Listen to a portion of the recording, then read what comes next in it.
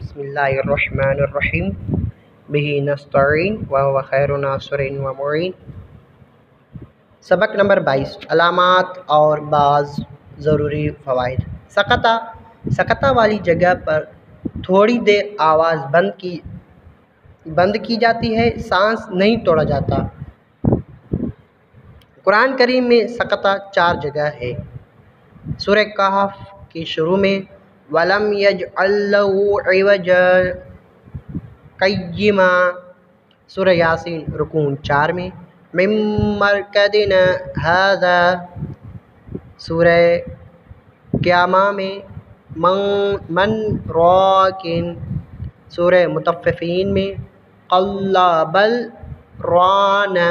سقطہ وقف کی طرح ہی ہوتا ہے، فرق صرف یہ ہے کہ وقف میں کلمے کے آخری حرف کو ساکن کر کے سانس لے کر ٹھہر جاتے ہیں، اور سقطہ میں سانس نہیں لیتے، لہذا سورہ کہف والی جگہ میں سقطہ اس طرح کرے کہ عوجاً 2 زبر کے تنوین کو الف سے بدل دیں، اسی طرح من راکن میں من کی نون کو ساکن پڑھ کر سقطہ کریں، آگے راکن میں نہ ملائیں، اور یہی صورت بل ران میں سمجھیں۔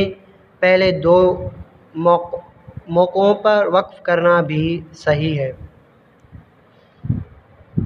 اسی لیے وقف کی رمزیں بھی بنی ہوتی ہیں۔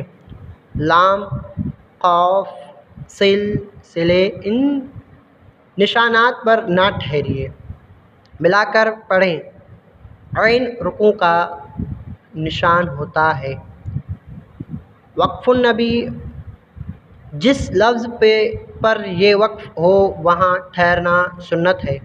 الربع، یہاں چوتھائی پارہ ختم ہوتا ہے، پارے کا چوتھائی حصہ ہوتا ہے۔ النصف، یہاں آدھا پارہ ختم ہوتا ہے۔ الثلاثہ، یہاں پورا پارہ ختم ہوتا ہے۔ السجدہ، یہ آیت کے ختم پر لکھا ہوتا ہے، اس آیت کو پڑھنے اور سننے سے سجدہ کرنا واجب ہوتا ہے۔ وقفہ، سانس اور آواز دونوں توڑ دیتے ہیں۔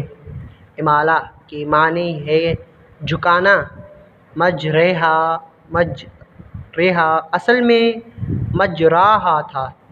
الف کو یا کی طرف اور اس سے پہلے زبر کو زیر کی طرف جھکانے کا نام امالہ ہے۔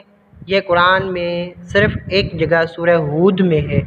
مجرحہ کا تلفظ مجریحہ ہے، جیسے قطرے ہے، مجریحہ نہیں۔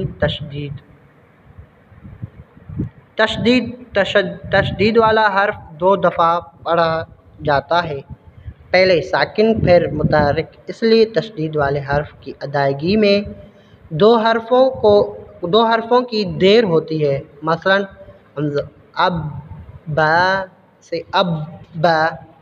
اسی طرح حرف مشدد پر وقف ہو تو حرف کی ادائیگی میں قدرے دیر ہونی چاہیے، کیونکہ مشدد حرف پہلے ساکن تھا پھر متحرک۔ وقف میں یہ متحرک بھی ساکن ہو گیا تو دونوں ساکن ادا کرنے چاہیے، جیسے المعز، عدو، علی النبی، یظن۔ والسلام علیکم ورحمۃ اللہ وبرکاتہ۔